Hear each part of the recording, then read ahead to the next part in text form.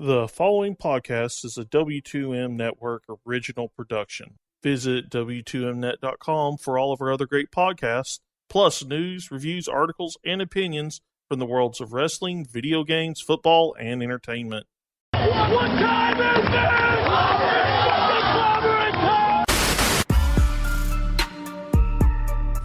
I knew you'd come. Delete! Delete! Delete! Delete! Bring Freddy Krueger's world, Elm Street. We want to see Bray Wyatt's version of the Boiler Room. My name is Dario Cueto. My relationship with the wrestlers is very special. And he's hanging out with Masquerita Sagrada in what looks like his basement. And then his mom shows up with bagel bites. It's glorious. Oh, that's awesome. We are scientifically proven to be the best tag team, and not just in NXT, not just in the WWE, but in the entire universe. You have to understand that ever since I walked through the door of NXT, I have had everything stacked against me. I wasn't supposed to be a two-time champion. I wasn't supposed to be a one-time champion. I was supposed to come here and season the brand. On December 8th, once again, I disappoint your expectations, Mr. Regal. Because on December 8th, I take back my NXT Championship.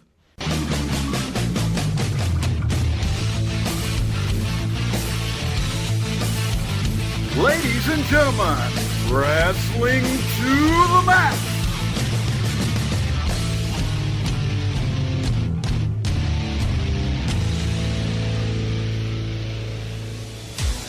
And your hosts, Gary Vaughn, Sean Garmer, and Paul Deezer.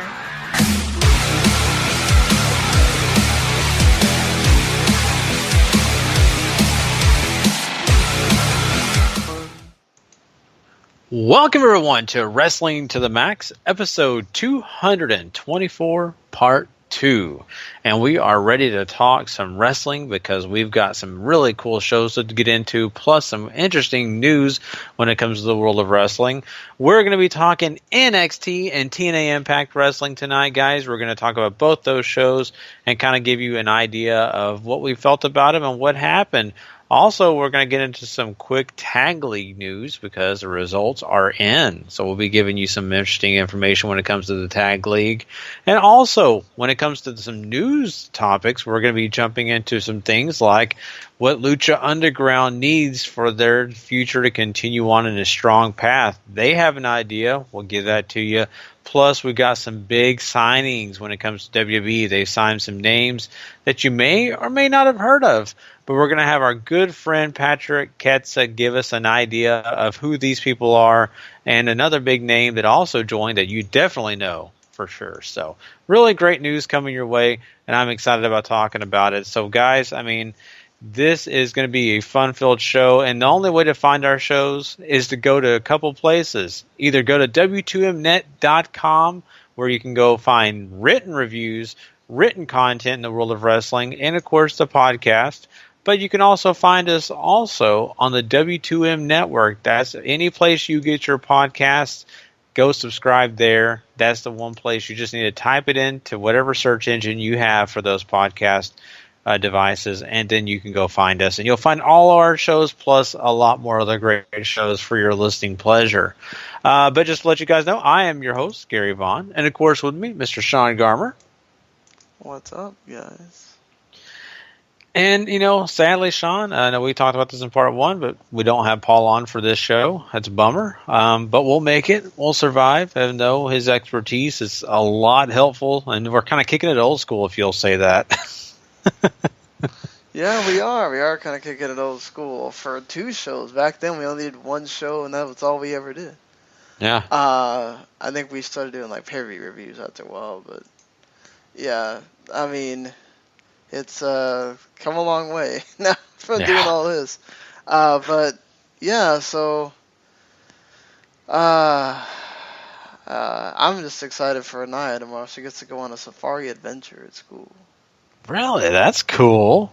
So it's like this That's like the smaller zoo, but it has like exotic animals and stuff.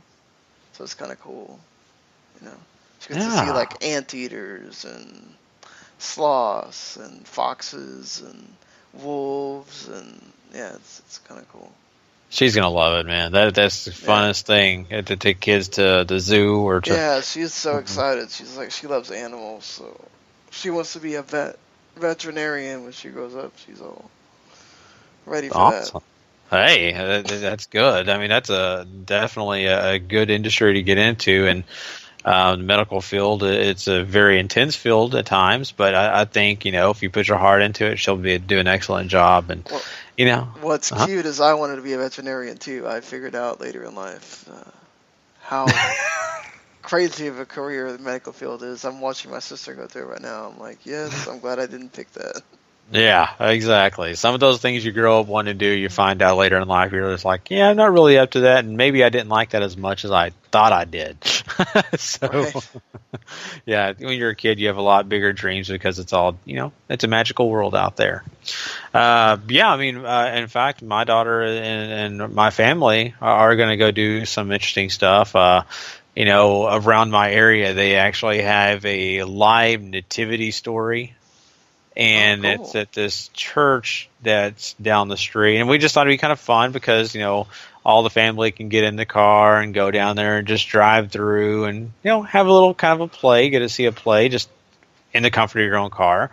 And then, of course, we're talking about having a family dinner over at Denny's. I know that sounds fantastic, but, man, awesome. We never go. Well, yeah, exactly. We never go. And so it's kind of a treat in a weird way, So, it should be fun. Denny's is like one of those things like you have to go to like every couple months just to like have that kind of food, Mm-hmm. Yeah, I know. I just never go, and I'm excited about that. It'll be fun, and I hope everybody out there is kind of doing their own Christmas things or going out there and just having fun times. I mean, this is the time of the season where people are getting out; they're not staying inside. I mean, even though it's cold outside in a lot of places around the United States, people are still getting out, having a great time, going shopping, doing things. And so, hey, this is a perfect opportunity. There's lots of stuff going on. And, hopefully in your area, there's some great things going on for you and your families. But me and Sean are excited about doing what we're doing. And I know Paul's excited about being in Florida right now. I know he's not around Sean, but he's in, the Disney World, man. That's awesome. It's a big deal. It's a lot of money, I tell you that. For sure. So they got to make their money somewhere to pay for Frozen 2. Right, exactly. Exactly what they need to do. So, but anyway, well, enough kidding around, guys. We do have a big wrestling show in store for you, and we are going to kick this thing off right like we always do. We are going to jump into some quick hits, so we're going to do that, and we'll be right back after this. Sure thing.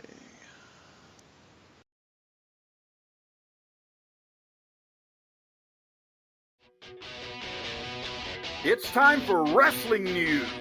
Quick hits.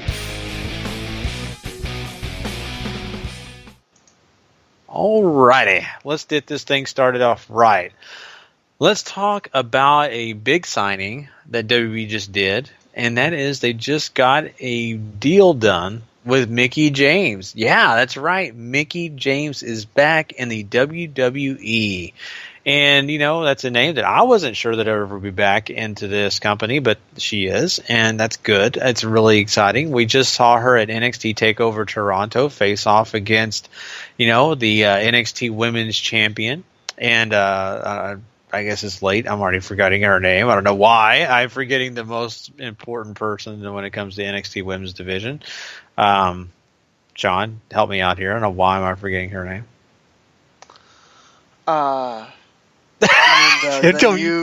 The new talent that signed?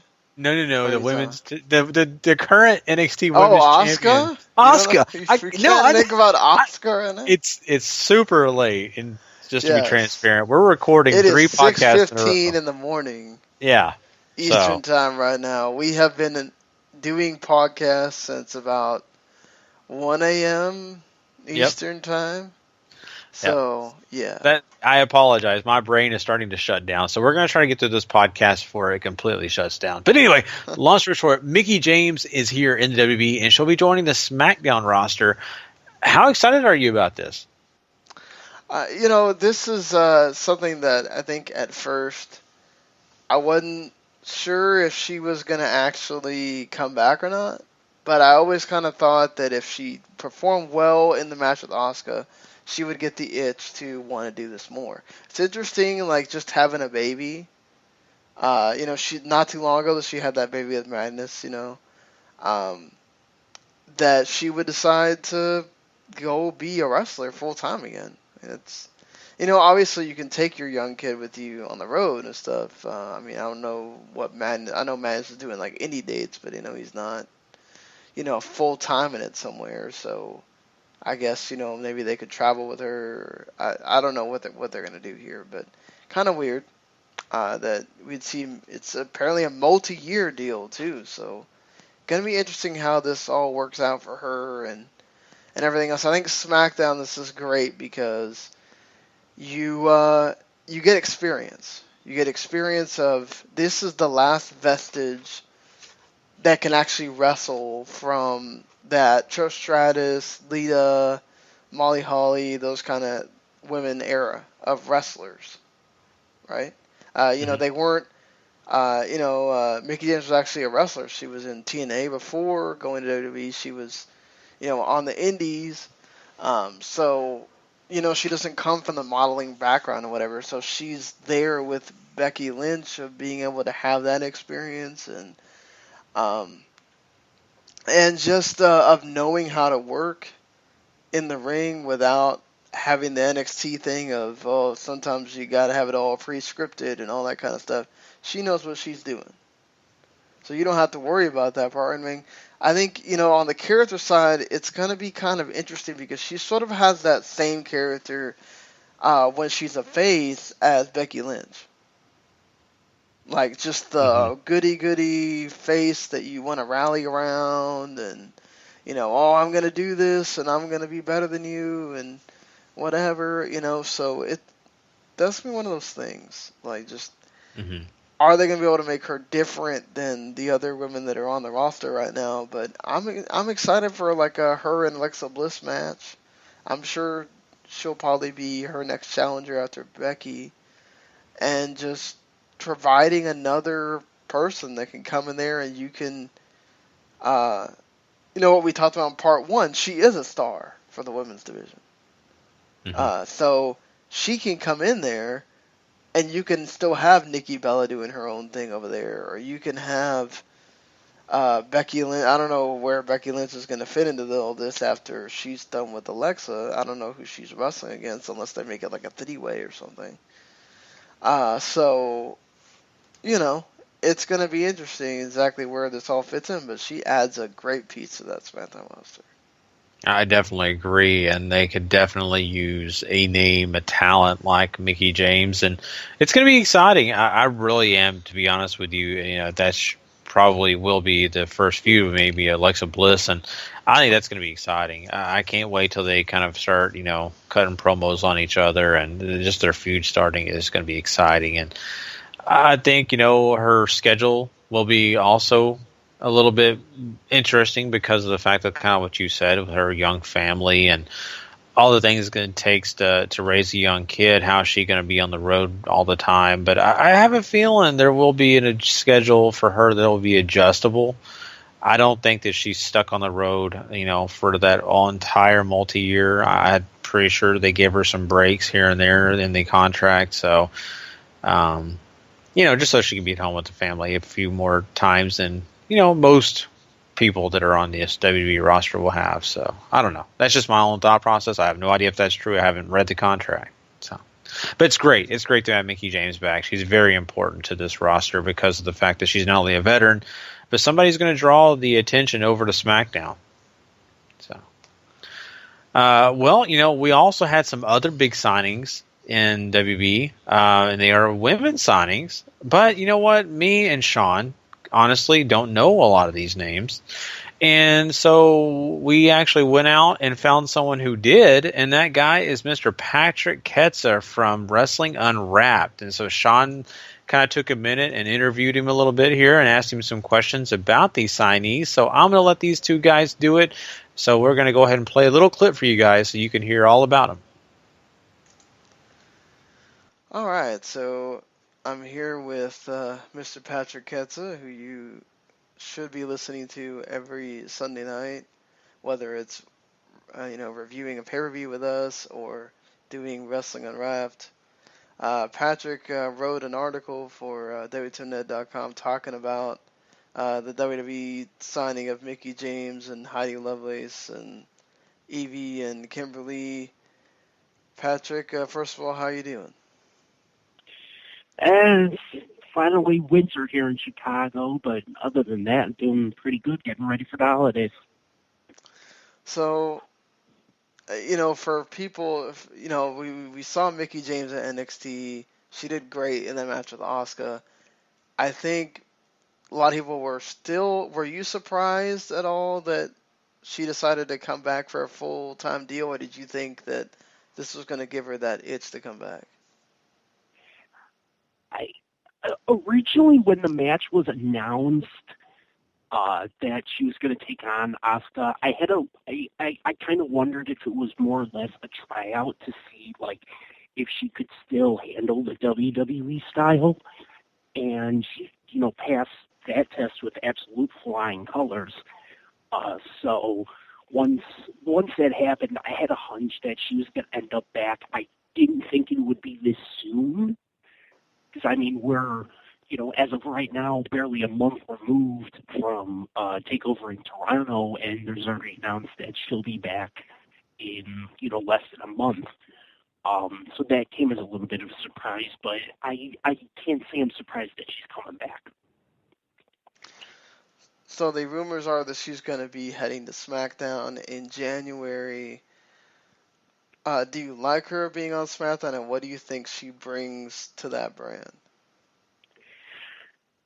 I definitely, experience with her and Natalya being the two longest tenured, essentially, wrestlers. Mickie James, going on, I believe this will be the start of her 17th year in the business, started all the way back in 2000. Natalya starting back in 2002, I believe. I'm a little hesitant about her going to SmackDown, only because I think Raw needs somebody with the experience of Mickie James, because they kind of don't have that, really. While when you look at SmackDown in the overall scheme, they have, Becky Lynch, who's a double-digit year pro. They've got Natalya, who's a double-digit year pro. They've got Nikki Bella, who's been there since, I believe, 2008.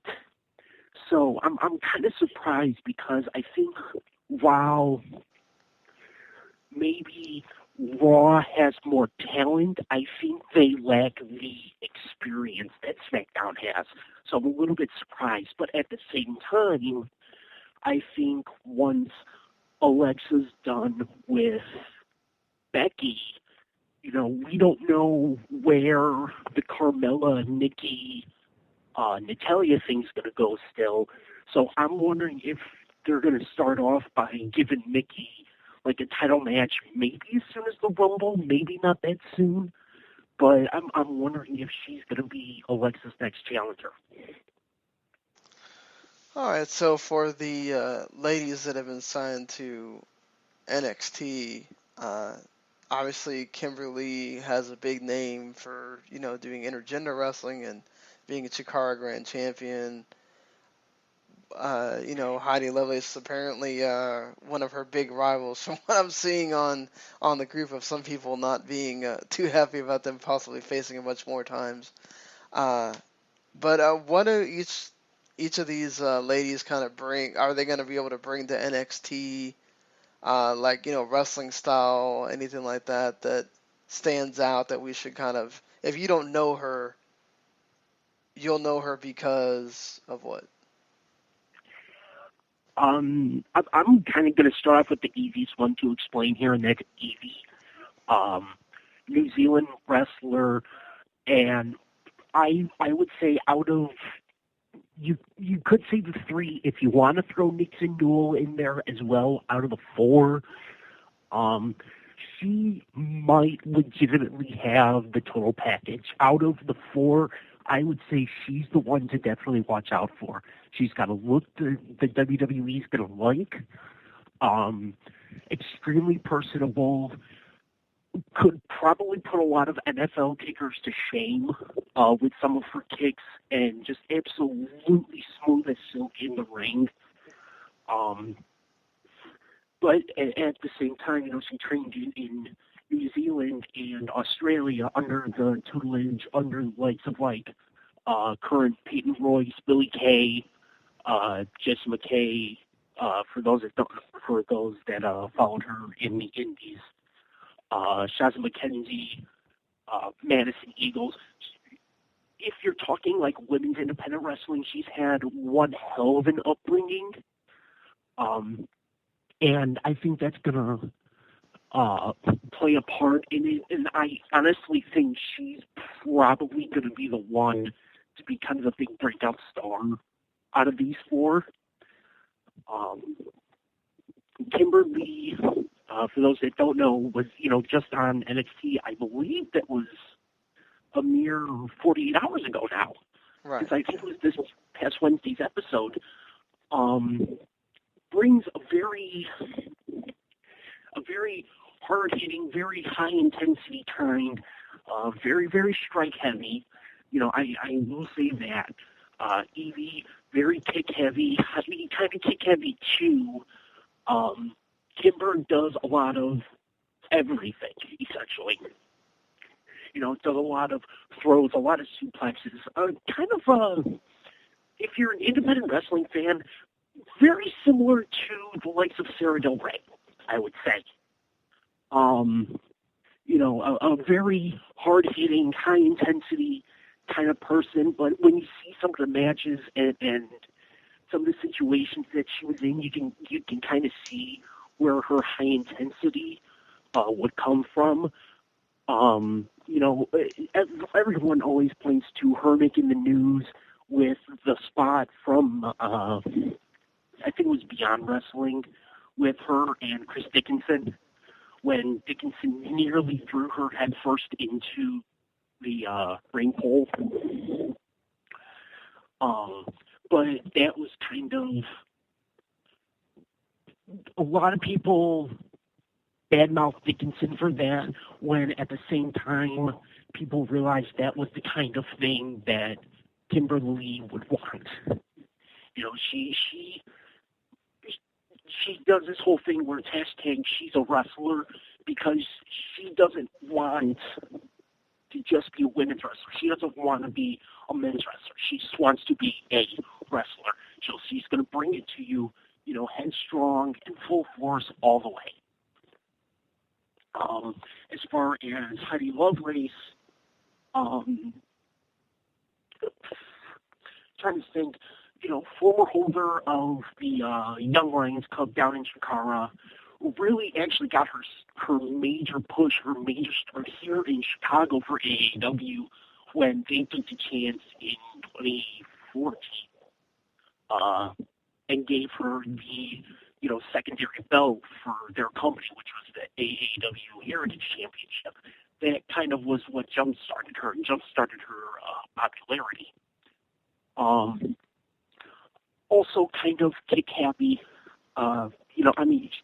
Legitimately, she was teaming with Evie in Shimmer as the tag team champions, Team Slap Happy, and pretty much every one of their signatures involved a kick of some sort.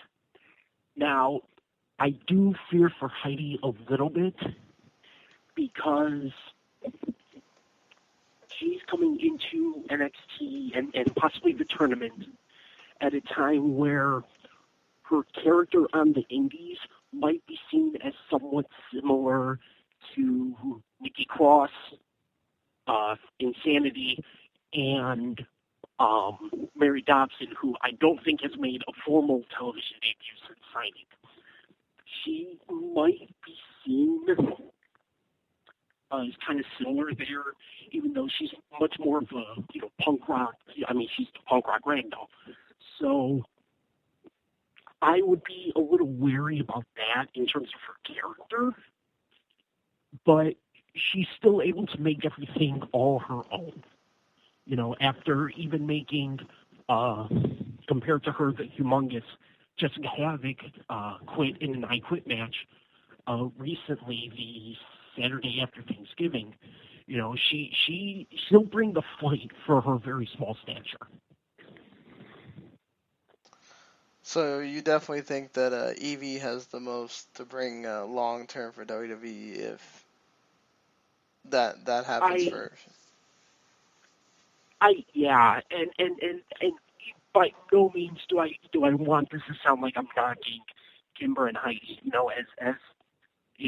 As we've said multiple times, either on W2M, Blue2M, or on Wrestling on Rats, I'm a huge Shimmer fan, so I'm very accustomed with these three. I love all three of them. All three of them are great. I feel like Evie's going to have more of the look that I think the WWE might be a little happier with. And on the plus side, while yes, because of the fact that, this is something that that's kind of coming into play, especially with all the people whining about everything going on with Becky Lynch, Evie does have an accent. She's still really easy to understand in terms of talking. So hopefully that will play a part in it. Because being from New Zealand, that's a very distinct accent. But in terms of, the look, her style, I feel like out of this week's signings, I think she's the one to look for. Do you think we could see anybody else signed for the tournament? Like, could we see maybe with her being Johnny Gargano's wife, Candice LeRae showing up, or anyone else for that matter? I think it's kind of a wait and see, because the question's going to become, when are they going to formally announce the tournament, and when is it going to start? Personally, I think they have a long enough span. I personally think they could start it the week after TakeOver in San Antonio and maybe have the finals in Orlando. So if they were to go that route,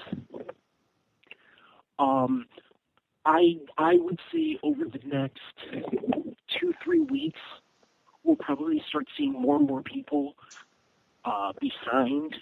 I call this the biggest coup that the WWE has pulled in terms of women's wrestling.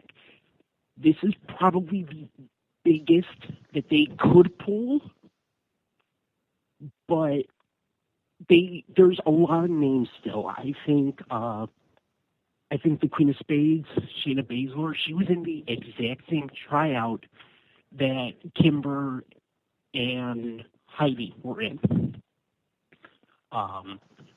I think she could end up getting the call for at least the tournament. If she hadn't gotten hurt, Nicole Savoy probably would have been a shoo-in for it, but unfortunately, injured her leg, and that has put her out of action, I believe, until the spring. So, she would be out, which sucks. I think there's a lot of people that fans are going to want, independent wrestling fans, that I don't think are going to be realistic. I've heard people want Mephisto. People have wanted cheerleader Melissa. Melissa definitely can't happen because, she's on Lucha Underground. I think, unfortunately, and I hate how saying this, I think Mephisto's probably too old for the WWE by this point. Santana Garrett is someone who could be called in at least for the tournament. There's there's a lot of names there as far as possible people. And I think part of it's going to play into, has anybody really wowed people over the past, let's say, year? Because for the longest time, WWN has that connection with the WWE. And, there's a lot of shiny wrestlers, and I think there's a few names you're not going to see. Leva Bates, if after all the stories that came out with the last time she made an appearance, she's probably not going to be there. You could see maybe someone like Sue Young could be at least, a shot in the tournament. There's a lot of names that are kind of could be there. Definitely Nicole Matthews, the Shimmer Taker, for any fans there. And she's coming up on breaking cheerleader Melissa's record for the most consecutive Shimmer volumes, but that very well could not happen here. I think with Nicole Matthews recently having a match up in Canada, I believe in Ottawa for NXT, she might get called for that tournament as well. And if you see that, you could also see the likes of maybe Cat Power, maybe Kelly Skater, but there might be some logistical issues with that one.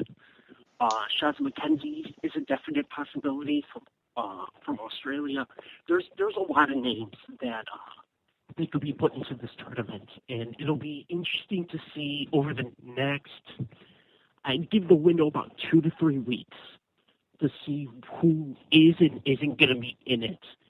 And not to mention, I'd be interested to know, when is it going to start? All right, Patrick. Thank you so much, man, for helping us out here. And, of course, always check Patrick out. Wrestling Unwrapped on Sunday nights with Harry Broadhurst. They'll be doing Vengeance 2001 on Sunday. Because today specifically, since it's Friday now, is the 15th anniversary of Chris Jericho winning the Undisputed Championship. There you go. All right, Patrick. Thank you again, man. Oh, no problem, Sean. Glad to be on. All right. All righty. Well, here we are, and we are, of course, thanking Mr. Patrick Ketza for all that great information. He definitely filled us in with a lot of things that, me and Sean would not have been able to share with you. So thanks to him. I appreciate that. And Paul's I just wanted to say a couple of things here because Paul's not here to kind of continue on with what Patrick said here. Patrick didn't really give you a lot of background because he did that really well in the article on our website, w2net.com.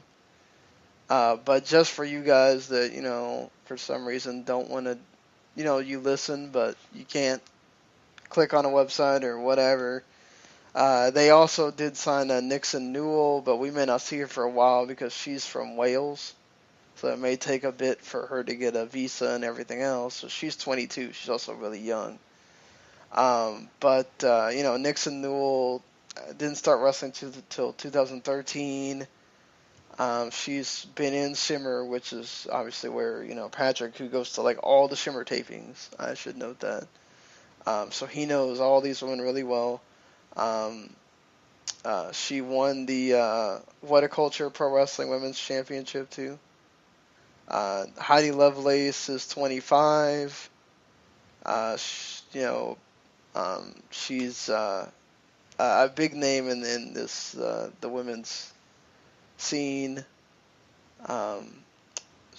You got Evie, who's the oldest of all the women that were signed.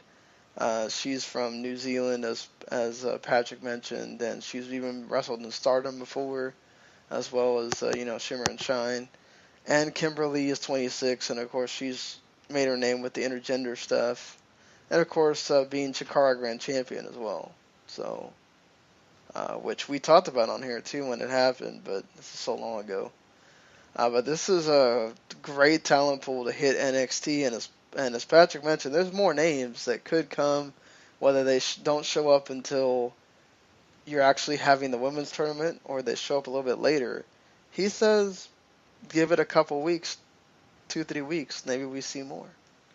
All right. Well, hey, that's exciting, and I hope we do. I can't wait for that tournament to actually start. It's going to be a lot of fun, and it's going to be a blast, so trust me. Well, we were talking about women and, being added to WWE's roster, but let's go ahead and talk about another woman being added to another roster. And what roster am I talking about? Donald Trump's administration. That's right. Linda McMahon is the newest member of that administration. She'll be taking lead over the Small Business Administration. This is kind of interesting, Sean. I mean, we thought she might get an appointment, and here you go. Yeah, I thought it was a long shot at first, but then, hey, it's happened. Now, this does have to be approved by Congress, so it's possible she could get, they don't approve it. But normally they usually approve of whatever the president decides. But, she obviously does have history, obviously helping Vince bring up WWE to what it is today. She was great as a CEO until Vince decided that she was so good that she needed to get out. But she also did get out for the reasons of actually wanting to try to run for her Senate spot, which she didn't get. So this is interesting. It's good for her. It finally makes it feel like all this stuff was worth it for her to leave WWE and do all these things, right? So I think in a way this is great. It's just so funny, like Vince tweeting on Twitter about it. He's like, "Congratulations, I know you will do well." I'm like, I don't know you. So awkward. Oh boy. Maybe that's the way he does things. He's never home. He probably doesn't see her very often. They probably feel like they live in different countries, honestly. You never know. But still, like, you don't talk to her on the phone. Like, you just send this tweet. Almost like she's just some employee of yours. I know, right? Great. Oh boy. I know. It's crazy. But that's cool, though, that, she is, possibly going to get this opportunity, depending on what Congress says. But, just, don't teach the small business people about independent contractors. Yeah. Oof. I can be in trouble. But we got some other information to share with the people really quickly before we get out of quick hits. Lucha Underground has announced that Season 4 will have up to 40 episodes, which is really cool. But, it calls it a make-or-break season. This is a really important season for them. I know that they're trying to get more viewers. Kind of tell us about this, Sean.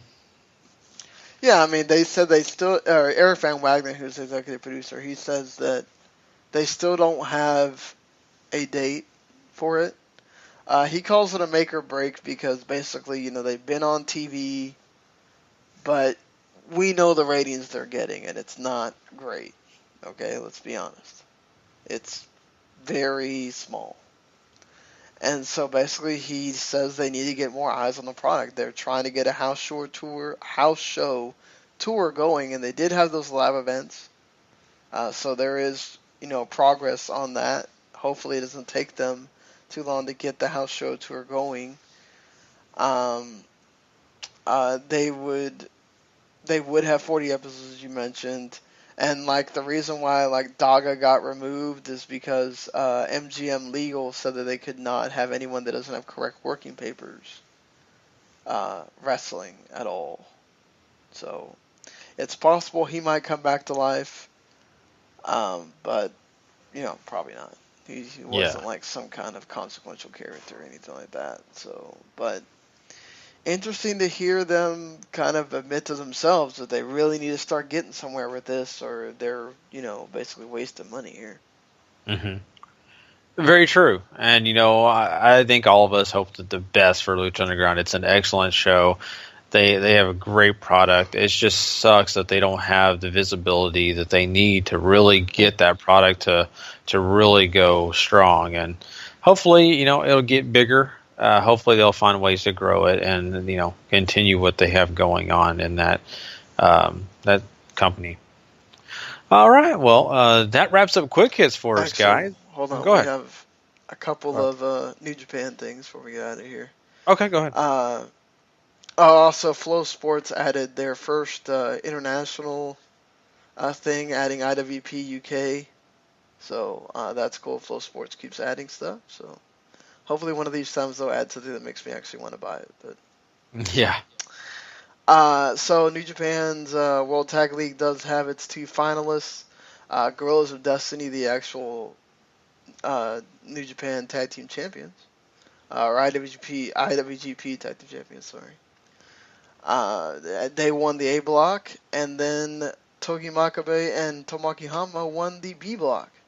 So, we thought it was going to be Hiroki Goto and Tomohiro Ishii, and they did not win. They lost in the final match to Hama and Makabe, so you get a rematch of Guerrillas of Destiny and Makabe and Hama. This is weird. Because Makabe and Hama were they won the titles at last year's Wrestle Kingdom. So weird decisions there, but it's whatever. And the bigger thing here is that remember we talked about Noah having this loser leaves town match between Katsuhiko Nakajima and Minoru Suzuki. Suzuki lost that match, so now he and the rest of the Suzuki-Gun have to leave Noah. And, Mr. Meltzer in The Observer talks about how New Japan feels double-crossed by the decision to have Noah be purchased without their consent or, underneath them or whatever, behind their back, however you want to see it. So, they're taking all of their talent away from Noah and just they're going to leave Noah with, their own people. Which may be for the best because, honestly, Suzuki-Gun was starting to get really long in the tooth and starting to not really pay dividends for them, honestly. But the weird thing is now, that's a lot of people to bring back to New Japan. You've got Taichi, you've got Lance Archer or Lance Hoyt, whatever it is, Davey Boy Smith, you've got Taka, you've got, and of course, Minoru Suzuki as well. You got a couple other guys in there too. That's a lot of people to bring back over to a company that's already full of talent. And yeah, it's going to be a good infusion of talent that New Japan people haven't seen in a while, but it's still quite a few guys. I think obviously Davey Boy and Lance Archer could be great for that tag division. Would they stick around though, and would New Japan really want to sacrifice the time on the roster for them? I just don't see Davey Boy Smith going anywhere but Japan. He's been there so long. He doesn't seem like a guy that would really want to be in an NXT type setting. I don't know I can't speak for Lance Archer, but those guys kind of seem entrenched there. I don't think they want to leave, so they would probably find somewhere else if New Japan didn't want them. Minoru was a star though, and he'll be just fine. It's just everybody else is going to be. It's going to be weird what's going to happen here. Yeah, it really will be. And it's one of those situations where you kind of hold your breath because you hope these guys go to good places and don't get kind of lost in the shuffle. Because there's lots of great talent coming out of Noah.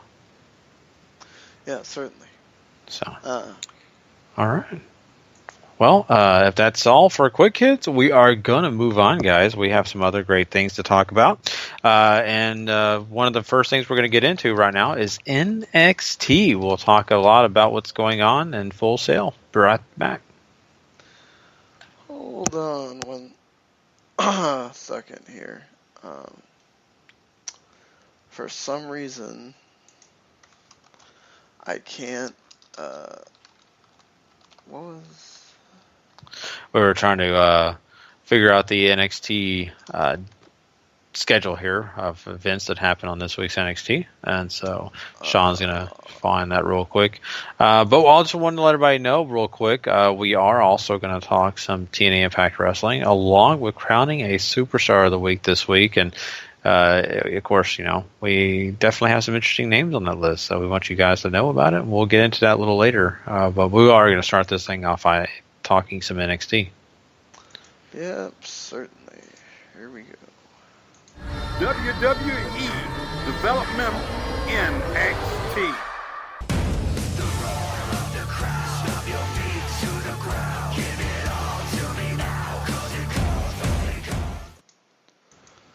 All right, so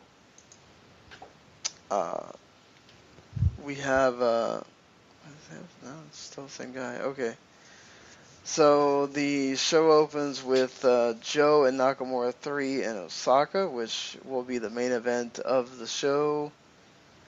DIY, of course, being your new tag champions, they finally get to kind of come out on the microphone, but before they can even say anything, the Authors of Pain come out, basically challenge DIY because they won, and then the Revival comes out, and they, talk about having their rematch, and they even mentioned that, Authors of Pain only won because the top guys forfeited their spot.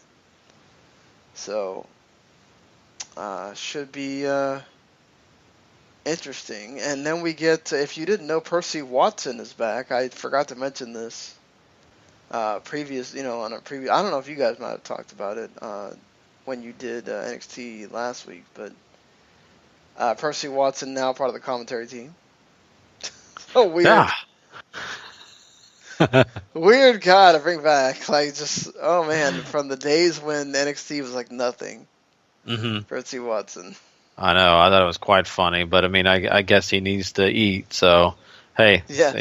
It's good to have him back. Yeah. So, but and really quickly, I did enjoy the open of the show with the whole tag team situation because it's kind of important. We've been trying to follow DIY, and their new acquired tag belts, and of course how the Revival feels, and of course the Authors of Pain are right there, so you get all of it in one little nice package. Nice. So we get Eric Young throwing down Sawyer Fulton's jacket and then spitting on it. Sawyer Fulton is actually injured, so that's why you won't be seeing him for a while. He has a match here with Alexander Wolf against No Way Jose and Rich Swann. The match is actually fine, but the big thing here is Big Damo debuting, and you get a Big Damo chant as well.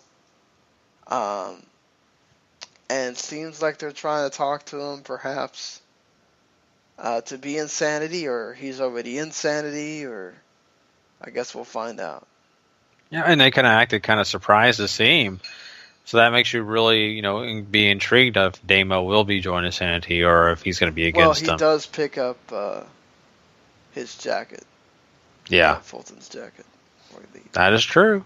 So, I mean, it leads you to believe. I'm just saying they kind of act shocked. So that's a pretty interesting way to debut a Big Damo, and that adds some certain spice to that team. But I feel bad because it's like you're finally had an opportunity to really get somebody over that was actually uniquely yours. It wasn't an indie guy, and now you have another indie talent on that group.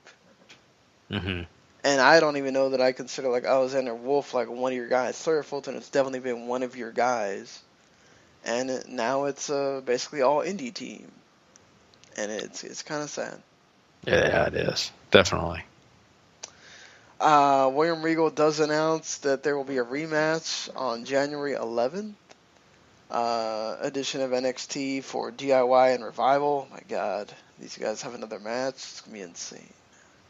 Then the winners will take on Authors of Pain at TakeOver San Antonio. Ty Dillinger comes in and William Regal lets him know there's going to be a tournament to decide a number one contender, and there's going to be 4 singles matches. And whoever wins, then it goes into a fatal 4-way, and then whoever wins the fatal 4-way is the one that gets the number one contender spot. Let's see, and then we find out we have Nikki Cross looking at the NXT Women's title, which is on a box for some reason. Just sitting there. Yeah, Random. just sitting there, and then Asuka comes up and grabs it. So perhaps Nikki and Asuka for the NXT Women's title down the line here. Oh, that'd be fun. That'd be looking like... If you've read spoilers, you probably already know, and it's not even talked about in a lot of places, but just for the sake of, at least this week, we'll refrain. But the winner of that tournament, or that Fatal 4-Way, is already out there. Ah, there you go. So we get Ember Moon and Kimber Lee, who, one of the ones that WWE signed this week. Kimber Lee didn't get to do a whole lot here, I thought. Is mainly a showcase for Ember Moon, and that's how it should be. Yeah, I mean, you're right. That's how it should be, and I'm glad that they, had this match to kind of showcase some new talent. So.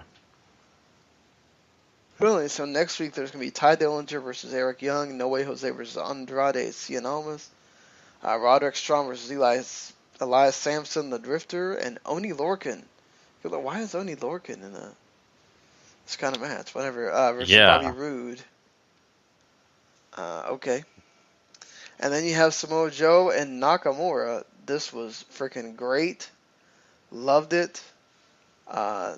This is the first match. Just to be honest here, Joe also lost the cage match that happened in Australia. So it'll be, as far as we know, unless for some reason they set up another match, okay, it'll be Shinsuke against whoever wins the Fatal 4-Way there at the TakeOver San Antonio. So what did you think of the title match there? It was a lot of fun to watch. I mean, these two guys, they do a great job every week that they get together. It doesn't matter what time of week, what day. It's, always a great match. So I was happy with it. I really was. And to see Shinsuke Nakamura come away with the belt, I kind of felt like it only makes sense. And like you said, with the cage match ending with, of course, Nakamura continuing to be champion, it kind of makes me lead to believe this whole thing about the, Samoa Joe moving on, becoming more and more real. So, yeah, that's kind of the way I feel. But guys, yeah, that's NXT. I couldn't go into that quickly, but we didn't have just a ton on the show. We are about to hop on over and talk some TNA Impact Wrestling. And, of course, just to let everybody know, just a reminder, we did not cover Lucha Underground this week. We're going to save this episode for Paul next week. That way, we may get a double dose of greatness coming from him. But I know Paul follows Lucha Underground really closely, and we didn't want him to miss out on that. So we will be back with that next week. But right now, it's Impact Wrestling time. Give me 1 second here to find the Impact thing. Where are you, Impact thing? There you are. TNA Impact Wrestling.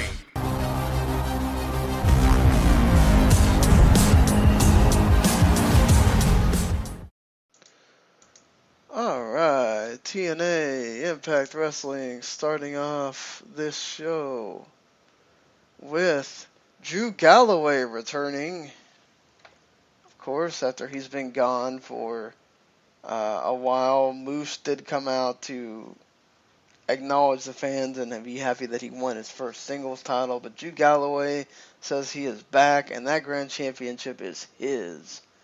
And basically, he's gonna burn this place to the ground if he doesn't get a shot. But Aaron Rex wants his rematch, and he's getting it next.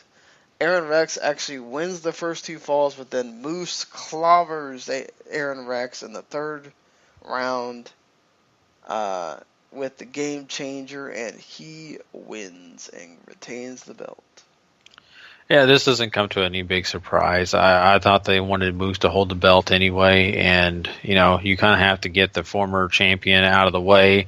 That's kind of what they do here with Aaron Rex, and I'm sure they have other things that they want to do with Aaron Rex, so it's not such a big loss that he doesn't have the belt. But I'm really intrigued by this whole Drew Galloway facing off against Moose situation, because Galloway, honestly, I could see holding that belt, and we'll see. Yeah, Galloway would be great for Moose also, just from getting better in the ring perspective and having good matches there. Mandrews takes on Aiden O'Shea. I don't know why the hell Aiden O'Shea got so much offense in this match, but whatever. Mandrews eventually wins with the shooting star press. You got to think about the size difference, and I think that's what they were trying to go with. But at the end of the day, Mandrews does go over, and he looked good doing it. Size difference thing is so silly in TNA. Yeah, when you have a freaking X Division guy as your main champion. Agreed. So then you have a double Indian strap match with 4 people that who gives a shit about them. I certainly don't. What the hell is going on my phone? But my alarms are starting to go off because it is 7 a.m. here. I see. Yeah, that match. Oof. God, it's torture. Let's just not talk about it. Yeah, I don't want to, but I want to say this. The name of this match is very offensive. Anyway, move on. Indy strap. Anyway, so the best part of this show is, of course, whenever the Hardys are on with Broken Matt, and King Maxwell even knows how to do the delete. Yes. Which is great. It's awesome. Yeah, basically, the long story short, they just set the whole thing up for nonstop. Well, Shane Helms also brings in Andrew Everett and Trevor Lee into this. Mm-hmm. So, and then the K is in this. The freaking Council is in this, and perhaps we'll get some surprises too. We don't know yet. I know for sure. This should be fun. Yeah, it should be. I know for sure we have a legendary tag team coming to face off against these, the Hardys, and I think it's an All Night Express. I can't remember. It's All Night Express is legendary? No, I'm talking about the Midnight Express. I said the All Night. Hey, Kenny King is legendary. I mean, he should be a Hall of Fame. Kidding. Anyway, I'm just blowing smoke. But no, I think they said the Midnight Express, if I'm not wrong, or somebody. Cool. Anyway, that'll be really exciting. Almost anyone is going to know who they are, but yeah. Yeah, I know. And I love this idea, and I think it's cool. I'm excited about this episode. But a little on the cheesy side, selling it. Broken Matt Hardy is fun. He's hilarious, but it just got so cheesy. It is what it is. But cheesy, I love Matt. Cheesy. Yeah. So we get Allie, who's been one of the best parts of Impact Wrestling, period. She has been learning how to wrestle from Braxton Sutter. Oh my God. Laurel Van Ness, eat your heart out, because this is who you've been eyeing, man, and this girl on the side over here just got your man. How you feeling? Not good. You want to go take it out on Allie, and yeah, sorry, I'm being goofy right now because I'm tired. But Allie hits the Scorpion Death Drop and freaking beats Laurel Van Ness. So here we go. Allie is starting to learn how to wrestle, and she's getting good. And then she kissed Braxton Sutter, her husband, for helping her out. And this is just cute. It's it's so cute. How could you hate this? Yeah, I mean, and there's probably tons of people wishing they were Braxton Miller too, so it's a positive thing. Why are you laughing? You just said Braxton Miller. Oh, did I really? Braxton Sutter. People want to be Braxton Miller too. Yeah, to make so much people money. probably want to be Braxton Miller. You know, I want to be Braxton Miller right now too. Do nothing for the Texans and get some money. That's all. Heck yeah. Right? He's probably making more money than Braxton Sutter. I tell you that. It definitely is making more money than Braxton Sutter right now. Anyway, well, people probably want to be both those guys. But anyway, at the end of the day, I think she could have chose a better teacher. Al Snow is still a part of this TNA roster. But anyway, that's fine. So you can freak yourself out. Yeah. Yeah. But then we get to their TNA title match. Eddie Edwards against EC3. This was very good. Honestly, it's very good. It felt like it took forever though. I'll say that. There was like 2 or 3 freaking commercials during this too, which made it feel overly long. It was actually it was 25 minutes long, to be honest. But like this had a great flow to it. EC3 did absolutely everything to freaking win this match. And then he has Edwards stuck in the freaking choke, and then he sits back on it, and we get the tap out pin finish. The fans that were reacting anyway, were not happy. They chanted bullshit. They chanted, they actually chanted for EC3, chanting that he kicked out. I don't know if this went the way that you want. Don't you want everybody behind Eddie Edwards? So it kind of is weird. But I enjoyed the match for what it was, but it's like, man, that finish is ugh. It's a terrible finish, but what do you expect? I mean, they want both these guys to be over. They want both these guys to get fanfare. I guess they got it, but to the expense of having a crappy finish. And it is what it is. I get it. You got to buy your time till you can actually have another big match and maybe on a bigger show. But it's just the fact that it was kind of a crappy finish. I think they kind of left you with a sour taste in your mouth.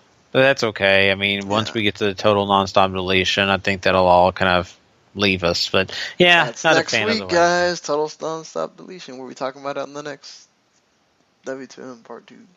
That's right. I'm excited about it. So, but yeah, I mean, that wraps up our TNA Impact Wrestling talk. Like I said, the main event was fun. It's just not the greatest at the end. Yeah, there wasn't like a lot of great stuff going on. Yeah.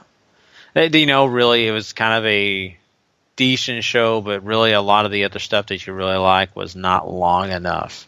So, Allie wasn't there very long. The Broken Matt Hardy stuff was just kind of touch and go. But anyway, well, we only have one thing left to do on the show, Sean, and that is crown a superstar of the week. So we are going to be coming right back with that next. Yep. Hold on. Superstar of the week.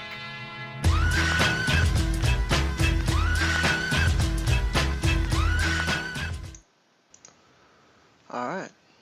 Alrighty. Well, let's start out with 1 point with Eddie Edwards. That's right. He got a point from us this week, Sean. Yeah, he won the match we just talked about here against. Well, technically he didn't win; it was a draw, but he kept his title. And it was actually a pretty good match. Yeah, so that's why we didn't give him more points. There was a few things in there that kind of, maybe put it lower. We got 2 points going to Alexa Bliss.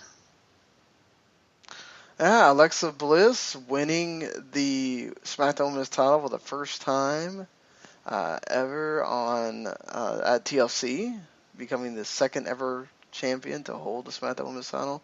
It wasn't the greatest match in the world, but Alexa Bliss has been killing it otherwise, so cool stuff for her. 3 points will be heading over to Nakamura's way. Nakamura, of course, not only once but twice defeating Samoa Joe to win back the NXT title and then defending it and retaining it against him in 2 pretty damn good matches. So definitely number 3. We got 4 points going to The Miz. Well, The Miz not only had a terrific match against Dolph Ziggler at TLC, he defended the title against Dean Ambrose and won as well. And we got 5 points, and the person who is our superstar of the week going to AJ Styles. AJ Styles had a tremendous match against Dean Ambrose at TLC. He didn't have a match on SmackDown, but he was part of one of the main storylines. And just, he retained the WWE frickin' championship. I mean, that's one of the greatest titles there is out there right now. And look, the match speaks for itself. Definitely. So there you go. Pretty good list here. Of course, TLC heavy, but that's okay. A lot of great names and a lot of people that deserve some praise for this week. And of course, we want to thank everybody from coming and checking this show out. Of course, we want you to remember, please go check out W2Mnet.com. Not only can you go find lots of great written content, but you can go also find this podcast. Plus, don't forget as well, if you want to go subscribe to the W2M Network. You're not only going to get this show, but you're going to get a lot of other great shows too. It's going to be, one of those things where we definitely appreciate all of you who have rated and reviewed. But if you have not done that, we'd love for you to go do that as well. Anytime you do that, not only does it help, let people know that we're around, but it also, helps us know that you're listening and gives us, some understanding of what you like and don't like at this show. So we just, appreciate it if you go do that for us. It just takes a few minutes and you're done. Besides that, we are done for this episode. We appreciate everybody who's come and listened to us today. Please be safe. Have a great weekend this weekend, guys, and we will catch you guys down the road. So for myself and for Sean, peace, everybody. Just want to make a note that if you subscribe to the W2M Network, we now have an MMA podcast called Podcast on a Pole. It's with Jeremy Lambert, who writes our Total Divas and Total Bells reviews, and Samir Kadi. They know their stuff, so make sure you check it out and let us know if you enjoy it or not. And all the other shows should be doing stuff this week as well. So, later, everybody. Peace.